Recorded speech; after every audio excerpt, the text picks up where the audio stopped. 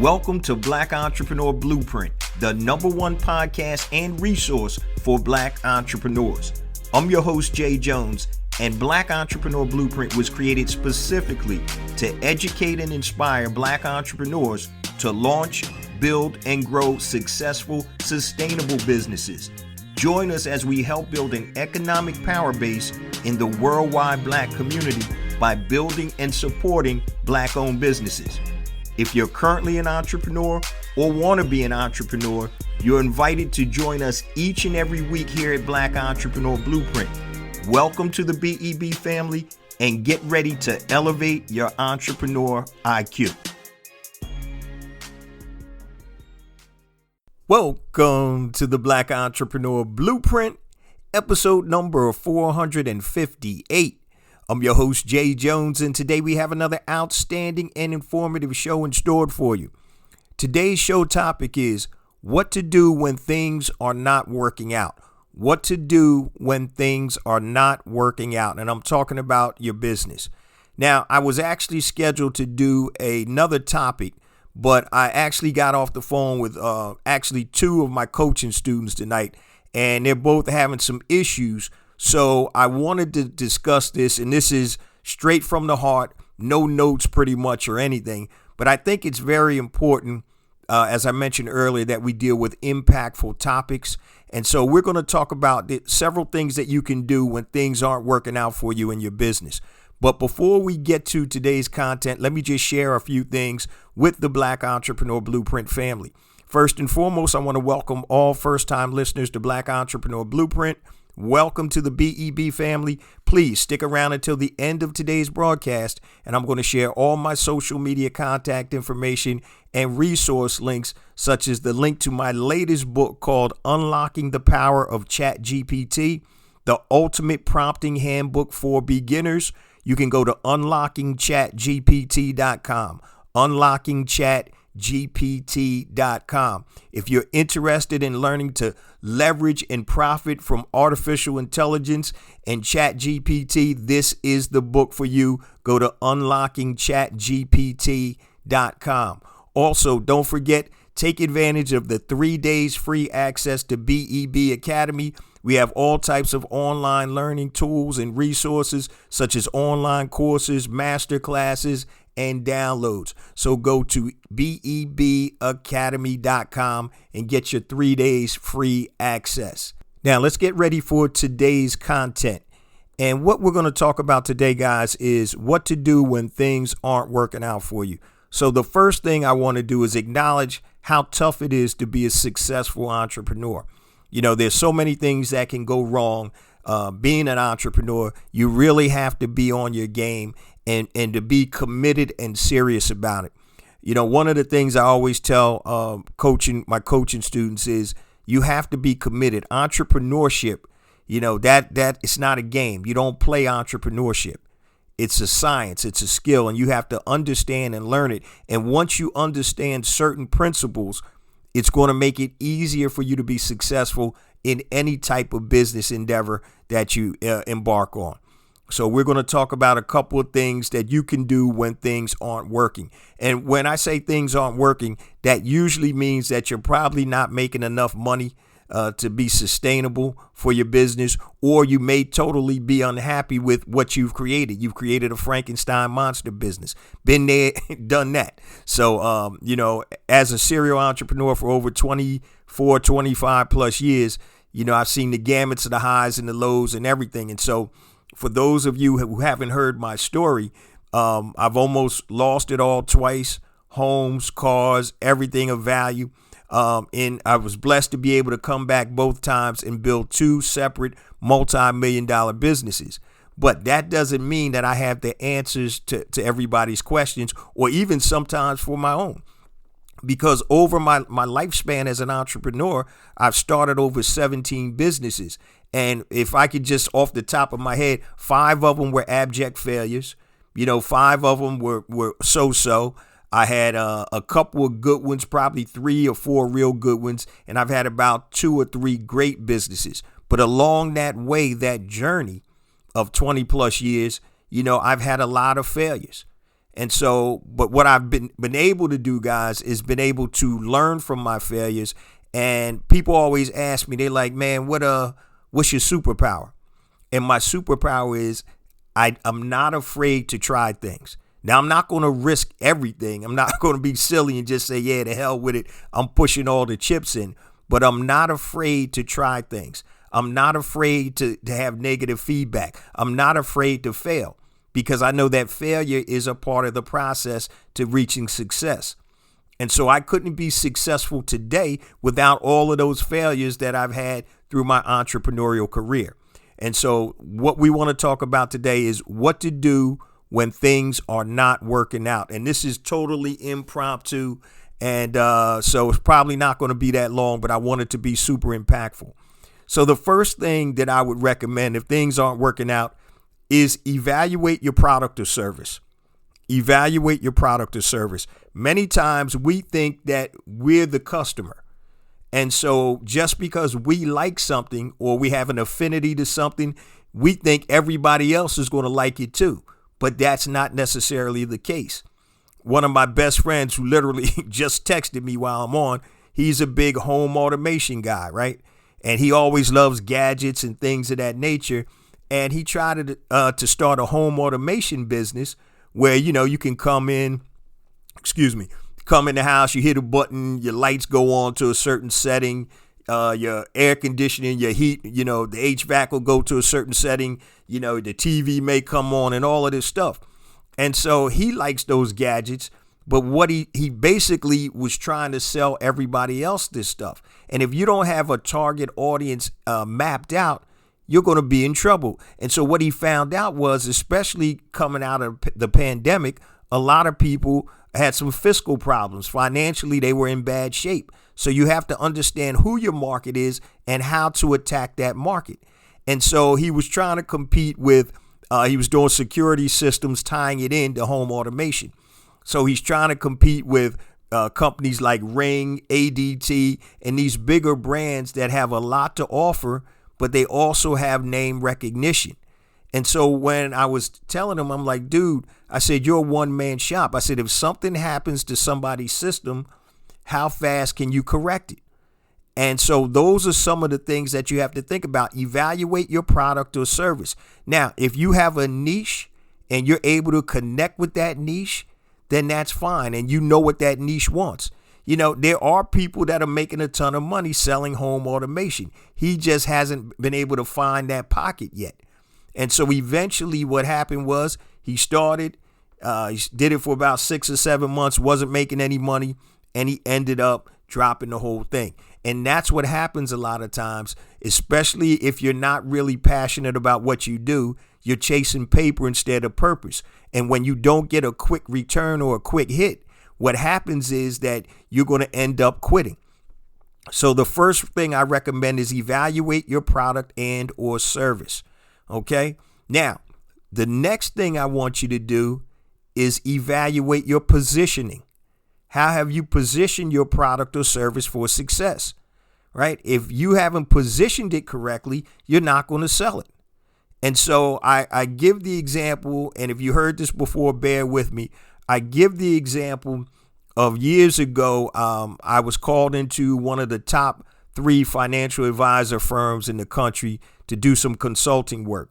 And they asked me to come in to be able to listen to their training class and see if I had any recommendations.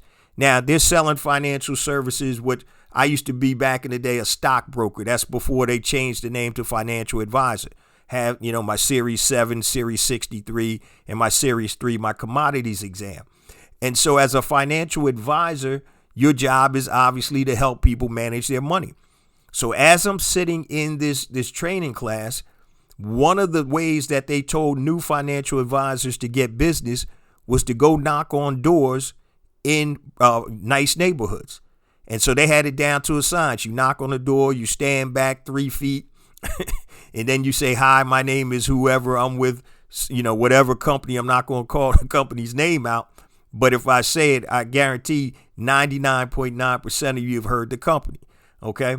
And so, and I'm saying to myself, how are you positioning yourself as a successful financial advisor that people will want to use. So when I think of a financial advisor, I think of somebody that's in the office and they're handling and managing clients. Now, you're knocking on my door. You don't know who I am. I may have a nice house. You don't know if I need your services, and you're wasting time knocking on door. How are you positioning yourself as an expert financial advisor? And the question is, you're not. To me, you look like a peddler, because when I think of a financial advisor, if they're successful, they're not going to be knocking on random doors. They're going to be in the office working with their clients. So positioning, evaluate your positioning. Where are you positioning your product or service in the market? Are you a high-end product or service, a medium product or service, or a low-end product or service? How are you positioning? And so this may be one of the reasons that things aren't working out for you right now, because you haven't positioned your product or service or yourself correctly. Okay, if you're trying to sell a high-end product or service and things aren't aligned, I'll give you a perfect example. If you went into a Mercedes-Benz dealership and there was a dude in there with his half of his shirt tucked in, the other half hanging out of his pants, his tie isn't up, up to his neck, and he has a suit that's 3 sizes too big. How are you positioning yourself as a successful Mercedes-Benz salesperson? You're not. You don't look the part. So everything has to be aligned. And what we're talking about today, guys, is what to do when things aren't working. And I'm just giving you a couple of tips and things you may want to try. First one is evaluate your product or service. Is there a need for it? Do people want it? Many times people will buy what they want before what they need, right? You could have on sale an 80-inch TV screen, right? A TV for 80 inches in Walmart. That was $900 that you didn't plan on buying it. You don't need it, but you want it. Okay, so number one was evaluate your product or service. Number two, evaluate your positioning. How are you positioning your product, your service, your company, yourself as it pertains to what you're selling? And once again, high end, regular price, and then there's low end. And when you're positioning yourself or your product or service, you have to have the things that will align with that. So if you're selling a high-end product or service, you need a nice website. You need to be able, you want to look good. You don't want to be selling, doing mortgages, and you're driving up in the car with 3 hubcaps off, car smoking, and you're going in for an appointment with somebody that's about to buy $1 million home. It's not aligned. You may be the best freaking loan officer out there, right? But if you haven't positioned yourself or product or service correctly and everything isn't aligned, guess what? You're not going to make sales. So the next thing that you want to look at too is you want to continue to test ideas, and not just test randomly or haphazardly, systematically. And I see this is where a lot of people make mistakes too. They don't have a system to test, right? So if you're coming out with a new product or service, right? You can get a focus group, a beta group, see what they think. Let them give you feedback. You also can do split testing. So you can change your headline. You can change the image if you're running ads.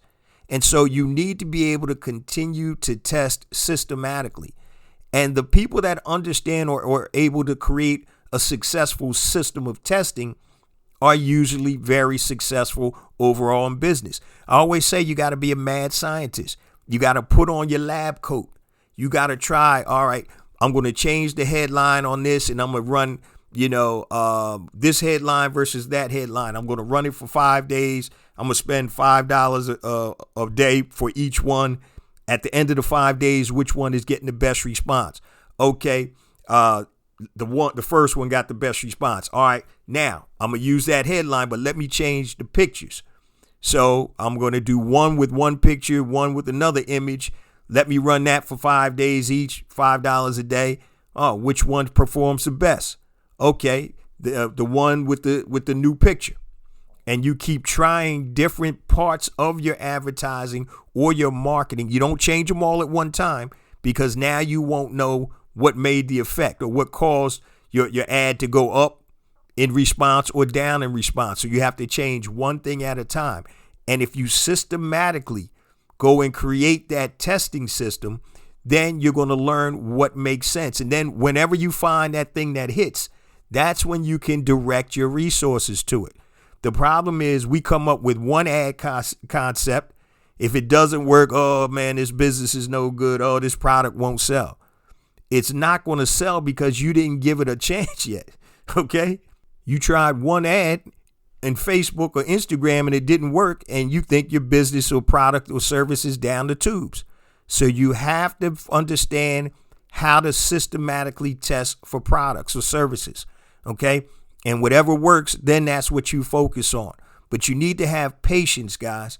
So if you're just say you're selling I'll use hot sauce, right? What I found was my best response was it's a little video. And it's a video comparing my hot sauce, which is a premium brand hot sauce, Hell Yeah hot sauce, versus the watered down hot sauces. So I did a demonstration where I took several of my hot sauce brands versus the top brands, and I poured them out on a whiteboard, and I held the whiteboard up, and you could see how most of the other top brands was so full of liquid and they were runny. It was all, it was horrible, versus mine that was a little bit thicker and chunkier because we use high-end premium ingredients. We don't have a watered down hot sauce. And so what I had to find out was the pictures weren't working, so I had to go to video. And that video has been my most productive lead magnet or lead generation to help me sell Hell Yeah hot sauce. And so you have to continue to test. Now what I've done is I've actually made several versions of that video, and I'm testing that along with other things. And so when things aren't working out, guys, you can't stay pat. You have to do different things to move the needle. And if you don't move the needle, guys, then you're not going to be successful or make a change. And once again, once you understand the systems, it's being able to create systems and processes to make you successful. And what I mean by that is it doesn't matter what your business is. It doesn't matter what you sell or whatever. If you have a formula that you can always go back to, then you can find out what's successful. And I know as an entrepreneur and business owner, a lot of times we fall in love with our products or services, right? They're our babies. It's like we created it, and damn if it, I'm gonna make this work. And sometimes you got to be able to let it go, y'all. Trust me, you got to let it go. I told you earlier that I started 17 businesses, and I've hung on to a couple of them way too long. I needed to look at the writing on the wall. Sometimes it's just not going to be. You may have to come back, tweak something, or you may find out, you know what? Guess what? This isn't going to work. And I don't have the stomach to go through and continue to push forward. And so what we're talking about today, guys, is what to do when things are not working. And things not working, what I'm really talking about pretty much is you're not making the money that you need to make in your business. So one of the ideas that I gave you guys is evaluate your product or service. The second one was evaluate your positioning. How are you positioning your product or service? Number three the third one is continue to test ideas and create a system for testing. Okay.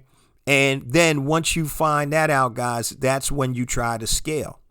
Okay. That's when you try to scale. But if you look at it, as I said, as a mad scientist, meaning that, the deductive reasoning, okay, we're going to try this. We're going to try that. But I want to break down this real quick too about, your product and or service. So I always use problem, solution, result. If I can solve a problem, then I can find out who has that problem. I can give them the solution, which is my product or service. And then I'm going to tell them what the results are or what's going to happen when you use my product and or service. So the easiest way, guys, to me is solving a problem. I know I talk about passion too, because I have an online course, Pinpoint and Monetize Your Genius, right? And your genius is the intersection of your passion and your talent, but people don't know how to monetize that. So if you're interested in that, go to the website, blackentrepreneurblueprint.com. But the easiest way with less obstacles is finding a problem, creating a solution, and selling whatever that solution is. So let me give you a real life or an example here, right? So when you talk about problem, solution, result, and it's funny because many times when I have coaching students come to me, coaching clients come to me, they're not necessarily solving a problem. They may be selling stuff like athletic wear or T-shirts, and that's really not a problem, but there has to be a motivation for you to buy it. So I'm going to break this problem, solution, result down real quick. All right. So problem / motivation, solution, result. All right. So if you are a tax accountant, right? What's the problem? You have people that owe taxes to the IRS. They may get their wage garnished and stuff like that, and they're having issues. That's the problem. The solution is J. Jones Tax Accounting. Okay, I can help you with that problem. The result is, hey, I can stop the wage garnishment from your paycheck. I can reduce the cost of what you have to pay the IRS. I can get them off your back. What does that mean to you? That means that, number one, I get more money in my paycheck because I'm not getting my wages garnished. Number two, I'm not embarrassed when I go to HR and people can see my wages garnished. Number three, my wife or spouse or partner isn't pissed off because we hadn't got a tax return in years because it's all going to the taxes that I owe. Number four, whatever, another benefit. What else does that mean? I can start saving more money now. I can take that money and use it to put my kids in college, buy a new house or whatever. So it's problem, solution, result. What does it mean? And when you get to the what does it mean part, that's when you're getting into the psyche of your audience. Because we can just say problem, solution, result, but that doesn't tap into the psyche. It doesn't make somebody want to buy or purchase something. Okay. And that's why, in addition to doing some of the things that you can do when things aren't working, this is another one too. This is the simplest form of making money. Problem, solution, result. Okay. So let me give you an example. That was a service example, right? I'll give you a physical example, and I've used this one before, but bear with me. This show is off the cuff, right? It's just me basically turning on the mic and getting at it. So if I sold physical products, and I'll stick with my famous J. Jones insoles. What's the problem? Runners' feet are hurting, right? They can't run. The solution is the J. Jones insole. What's the result? Obviously, your feet won't hurt, right? But what does that mean to that runner? The first thing it could mean is that, hey, now they can run comfortably and, run more and get better exercise. Number two, if you're in the racing, you can start winning races. Number three, because now these insoles help you and you're not uncomfortable running, you can get back into shape.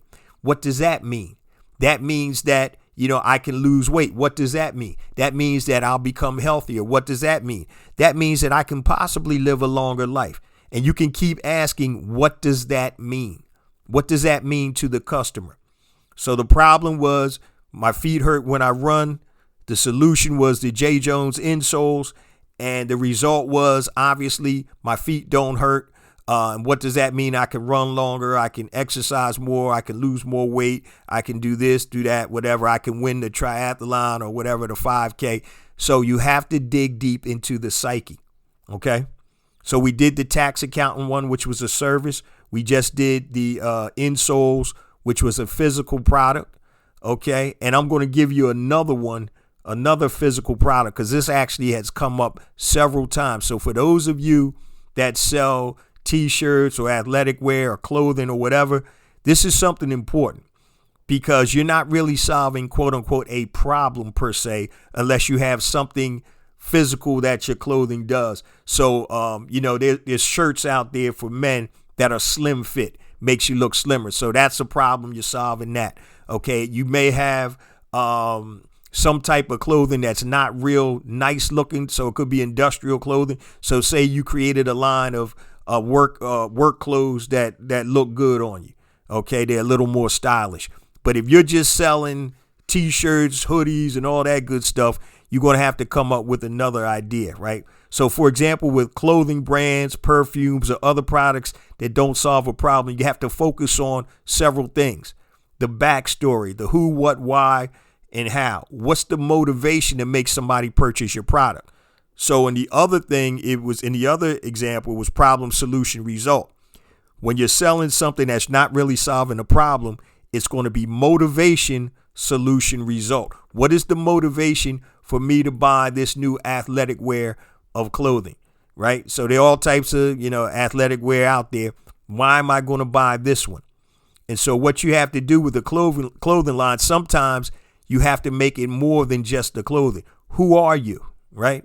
Who are you? Who are you that created this clothing line? People want to know that, right? Who's your target market? Well, I've created this clothing line. I'm Jay Jones, and I created this clothing line for people that love to work out and that are athletes, right? So what about your clothing brand makes it different or special? So what we focus on is the highest. I'm making this up as we go. What we focus on is having the highest performing material to help you increase your workout. Okay. Why did you create it? Because I wanted it myself, right? Now, is your clothing brand associated or connected with a purpose or a cause? And that's something that you can help separate yourself. I had a couple of BEB family members that have clothing lines, right? And the lines and the stuff look good, but unless you get some social media pop with something or some press, it's going to really be hard to get some traction. So are you created or connected to a charity, a purpose, or a cause?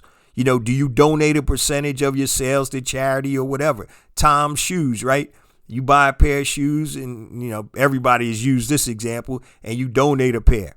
Bombas socks, all these different types of companies. Now, one of the things that I always loved was, if you guys are familiar with St. Jude's Children's Hospital. So they actually have a fundraiser and they sell T-shirts. And on the T-shirt, it says, "This T-shirt saves lives," which is cool because when you buy the T-shirt, the money goes to St. Jude's Children's Hospital. And so sometimes when you're selling things that aren't problem-solving products or services, you have to get into the psyche of the customer and let them know who you are. And I know a lot of times we don't want to be out front, but sometimes we're going to have to. Who you are, right? Who's your target customer? What makes your product or service different? Why did you create it? Is your clothing brand associated with any type of foundation or connected to a purpose or a cause? And do you donate any money based on your sales? How are you going to connect with that audience? What's going to make you stand out? So if you have a black athleisure line or, athletic wear line, you could connect that to a cause, right? You could connect that to whatever, you want to. And what also makes you set yourself apart, positioning, okay, is if you, the creator, go and talk about it, why you did it. Sometimes people will buy things just because they like you. So, for example, I'm sure you guys have heard of Tally and Twine watch company, one of the largest black-owned watch companies out there. I did an interview with the owner, Randy Williams. Randy is a good brother, and what he talked about on the episode was where the concept came from. And Tally and Twine are actually two intersecting streets. I believe it's in not Richmond, Portsmouth or Norfolk, Virginia. I'm not sure. Randy, I apologize. I can't remember. And that area back in the day was a low income kind of blighted area. And the reason that he decided to call Tally and Twine is because they actually redid the area, and it was like a new generation, a rebirth. So that's where the name Tally and Twine came from. And on his watches, the only number that you see is the number 7. And he said that 7, obviously, if you're into the Bible, that's the number of completion. God completed the world in 7 days, right? So the number 7. So that is the concept. That's the story behind the brand, behind the product. And so if you go to Tally and Twine and you read about them and definitely support them, they're great products. That's what it's about. Now, Randy's not solving a problem with Tally and Twine, but what he's doing is he's giving you a glimpse into who he is as a person, what his concept was with the watch brand and where it came from and who in the market that he serves. And it's funny because he doesn't say we're a black-owned watch company, but he mentioned in the interview that he'd never really seen models in watch company ads that were black. And so without necessarily going out and saying it, a lot of the ads, or most of the ads, I haven't seen any other ethnicity in it, are wearing tally and twine. Okay? And so that is the concept. That's how you market a product or service that doesn't necessarily solve a problem. Now, of course, most people have watches, but you got millions of different options in watches, right? But he actually shared his experience and his journey, and he started out with crowdfunding. And this was years ago. And so when he did his crowdfunding, people understood, oh man, this is a young brother starting a black watch company. We got to support that. So that's how he galvanized. Okay. So if you're selling, clothing or things like that, you may even want to talk about crowdfunding or start your base like that, because that way you have to tell your story, why you need the money, the reason that you're starting your brand, and, what is it about? What do you support, right? What do you stand for? And so these are some of the things that you can do, guys, when things aren't working for you, they're not going well. Evaluate your product or service, evaluate your positioning, continue to test systematically, be a mad scientist, and then basically look at the problem, solution, result equation. What's the problem? My product or service is the solution. These are the results if you use my product or service. And then you dig deep. What does it mean to the customer? Oh, you're going to save money. Great. What does that mean? That means you'll be able to afford a college tuition for your kids. Great. What does that mean? That means my kids will have a better start than I have. What does that mean? Ba-ba, ba-ba, ba-ba. And you keep asking, what does that mean, until you can't go anymore. And once you identify what that truly means to your customer, these are the points that you hone in on in your marketing, right? These are the points, because what you're selling, guys, you're not selling a product or service. In most cases, you're selling transformation. I'm transforming you from point A to point B. So in that example, as a tax accountant, right now you're at point A, you owe the IRS $50,000 and you're jacked up. Well, I'm not selling tax services or IRS tax services. What I'm selling you is peace of mind. I'm going to get that tax lien off. I'm going to stop the garnishment on your paycheck. I'm going to have more money come into your pocket. And now you'll be able to do this. What does that mean? What does that mean? And so on and so forth. So you're really selling transformation. And if you're not solving a problem, you have to create the motivation for somebody to buy your watch brand, to buy your t-shirts, to buy your hoodies, whatever you're selling, your perfume, your puzzles, whatever you're selling. And a lot of times that may mean for you to be the face of the product or the service you're selling. But when it comes to things that don't solve problems, sometimes you have to go a little bit deeper. So, for example, proactive, right? So that's the stuff that kids use, if they have acne. We don't know who started Proactive, right?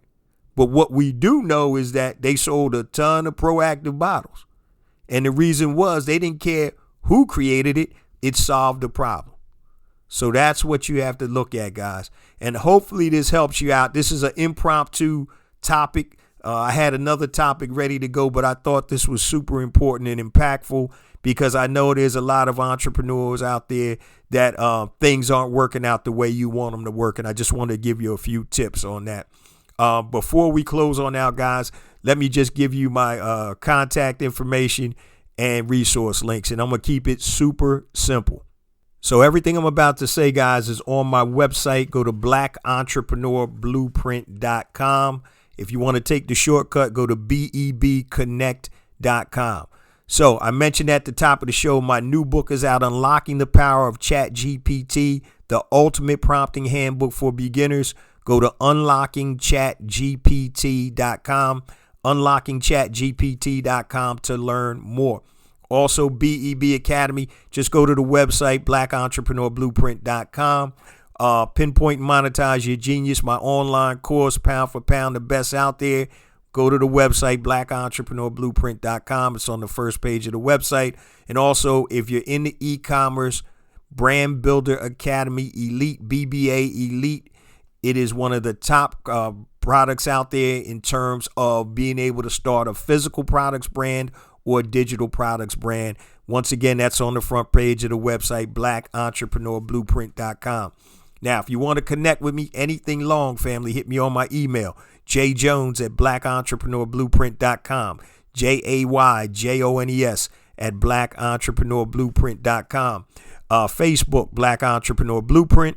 Twitter, jjones001, JAYJONES001. Instagram, I got 2 IG accounts. The first one is jjones for real, JAYJONES, the number 4, REAL. Second one is Black Entrepreneur Blueprint. YouTube, make sure you subscribe to my YouTube channel. Go to YouTube, type in Black Entrepreneur Blueprint, hit that subscribe button. I have additional content on YouTube that is not on the show. LinkedIn, just go to J Jones Black Entrepreneur Blueprint, and then you can find me on LinkedIn. And I think that's about it. So everything is on the website, guys. Make sure you utilize the website, blackentrepreneurblueprint.com. Now, before we close it on out too, I just want to give you guys some encouragement. I know entrepreneurship is no easy feat to be successful. Been there, done that, as I mentioned at the beginning of the show. But stay positive, keep pushing forward, and it's going to crack. It's going to break if you put enough pressure on it. A lot of times, like I said, we're not as committed as we need to be. So entrepreneurship is not a sport, guys. It's not a sport. It's a profession. And you have to understand and treat it like a profession. You're going to get out of it what you put into it. So make sure, guys, that you evaluate your product or service. You evaluate your positioning. Continue to test your products and or services. Test them systematically. You're a mad scientist, right? And find out what's working, and then you scale it up. But you have to have processes to be successful as an entrepreneur. So the things that I just told you right now, you can take those same steps or processes, and if you're diligent, if you do split testing, if you try things and take your time and work from a perspective of a scientist, deductive reasoning, hey, this doesn't work, let me tweak it and try this. And you have to have patience and commitment. And if you're able to do that and you can create that formula, you'll be able to use that formula with anything, any business, any product, any service. But you have to be able to find and create that winning formula. Now, before we close out, guys, I say this each and every week because it's true. We get more and more downloads because of you, the BEB family. Appreciate you guys so much. Please continue to spread the word about the podcast. The new website, blackentrepreneurblueprint.com. Make sure you check it out. We spend a lot of time and resources on it, and we want it to be the resource for Black entrepreneurs. And the way you use it, if you want to learn about a topic, hit the Learn tab, and we have all types of resources about marketing, scaling your business, strategy, e-commerce, everything you need to know to help elevate your entrepreneur IQ. Also, if you want to connect with me, just click the About button, and under my bio, there are links to all my social media accounts, so you can connect with me there, blackentrepreneurblueprint.com. Remember, family, it's not about me. It's not about you. It's about us. It's about building an economic power base in the worldwide Black community by building and supporting Black-owned businesses. Love you guys. See you same time next week. Peace.